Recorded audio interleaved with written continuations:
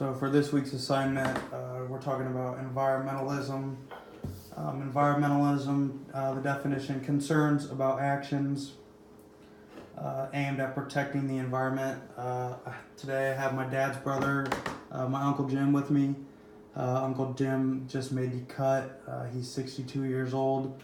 So we'll be talking to him today about the environmental changes he has seen in his lifetime. And we're going to kind of start off with his childhood. We'll get right into it here. How you doing, Uncle Jim? Good, thanks, William. Yeah, no problem. Appreciate you having me here tonight. Yeah. All right. So my first question to you is, I know before this you mentioned that you have seen littering actually be dramatically decreased. Could you share a story possibly with us about littering and how bad it used to be, in your lifetime growing up as a kid? Yeah, in early 70s, late 60s, littering appeared to be, wasn't frowned upon, and a lot of people did it, and they threw their coffee cups out the window, they threw their McDonald's out the window. Everyone was kind of like, well, everyone else is doing it, so why don't I do it? And that got to be the fashion of the time. And then I remember my dad, who never did anything wrong, sang in the choir at church, and then was an attorney. We were going up to the lake, 6 kids. He stopped at McDonald's, 2 big bags of garbage. I said, Dad, what do I do at the garbage? I knew, I guess, going up to Wawasee, his grandpa didn't like a bunch of extra garbage, so he said, toss it out the window. And I said, are you kidding me? And he said, everyone else is doing it. So we ended up tossing it out the window. That was the first and last time I ever remember him telling me that, but anyway. Yeah, no, thank you. That's a good story. I think it's a good example. Yeah, I mean, even the nicest guy around did it, and I don't know. It seemed odd a little bit, but he was like, everyone else is doing it, so. Right. So you would see, driving down the street as a kid, you would see a lot of trash on the sidewalks, or. Oh yeah, everything was unkept. Everything had trash on it, and then they had that one commercial with the Native American, the Indian coming down the river, and I think that changed a lot of people's perspective on things. There was this commercial of this Indian canoeing down the river, and he's kind of looking around, and he sees factories around, and all of a sudden he comes up a hill, and he's looking at the highway, like a 4-lane, 6-lane highway, and somebody throws a thing of trash at his feet, and it goes all over, and that was kind of and then he gets a tear in his eye, and that was kind of the thing that started the whole revelation of everybody thinking about litter at the time. I mean, everybody, after that commercial, I don't know what it was about that commercial, but it had a huge effect on a lot of people. I mean, my dad, me. It was a pretty cool commercial. Right.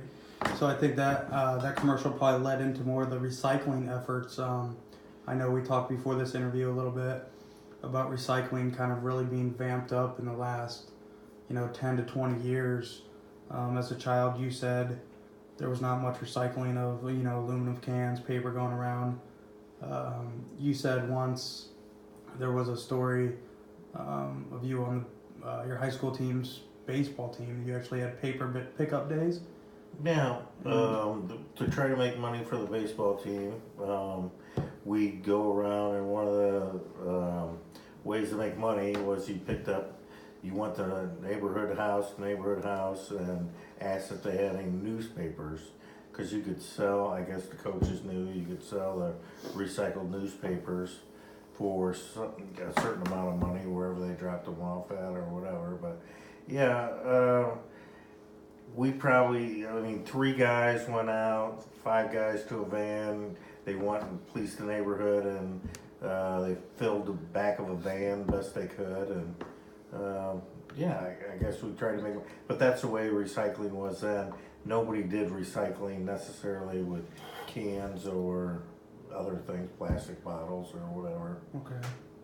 Okay, we're going to go into my third question here. After doing some research, I realized that in President Nixon's presidency, he formed the EPA in 1970. So the EPA, the Environmental Protection Agency, I'm sure there had to be a lot of regulations, cars, factories, with the release of their emissions. Could you tell us a little bit of that as you grew up, what you saw? I was just on the outside looking in. What I could see was, now that you mention it, all the cars back in those days had either dark gray smoke or gray smoke coming from them. All the factories had huge pipes going out of their factories that had black smoke. I mean, almost any factory, you drive down Slater Steel area or any area downtown, and any of the big factories, I'm sure the automobile industry too, had black or dark gray smoke coming out of their factories, Right. just storming out of their factories. And all the semi trucks, which you pass on the road, every time they hit the gas, it seemed to be a big plume of black smoke coming out of both their pipes behind their cab. I think I actually read recently they've cleaned that up about 75%. So, I mean, I could still, in the wintertime, I could still see a car's exhaust. So it's crazy for me to even imagine it being 75% worse back in the day. I think that's the cold weather, you kind of see it, but I think the emissions is more. It used to be smoke, smoke, smoke. I don't think the emissions now is probably a lot better, but Okay. it was smoke. It was actual smoke. Right. So, going on to my fourth question, being from the Fort Wayne area, growing up here, we're kind of famous for the Three Rivers. In my lifetime, even I've seen them be real brown, muddy, dirty. In your lifetime, have you seen, any of that happen? So why the rivers became so dirty? I don't know if it was sewage or could you elaborate? I think the rivers around here are mostly brown because of the ground clay in the soil, but that's what they say. I don't know if it's true, but back in the late 60s and the 70s, I used to do a lot of duck hunting, and you presume these people's 4-inch PVC pipes coming out on the St. Joe River were sump pumps, maybe, but I had my brother-in-law in town who claimed to be a marine biologist from Cincinnati, and I took him down the river one time and he said, "That's not a sump pump, that's not a sump pump, and that's not a sump pump." And he said those are all sewage emissions from either industrial or residential. You're talking about Uncle Warren then? Yeah, Uncle Warren. Yeah. He claimed a lot of things, and I didn't know how much he was telling the truth. He's my brother-in-law, but yeah. He seemed to know what he was talking about. He was kind of, he did river development as part of for economic reasons, but he claimed that all those were sewage coming out, not sump pumps, which made me think that was not good at all. Right. Well, that is everything I have tonight. Thank you, Uncle Jim, for this interview. As a 21-year-old now, I think it's important that we have started to care about the environment in certain ways. Certainly the littering, the recycling, the emissions coming from the cars, the factories definitely decreased. I think we're pointed in the right direction. Thank you. Yep.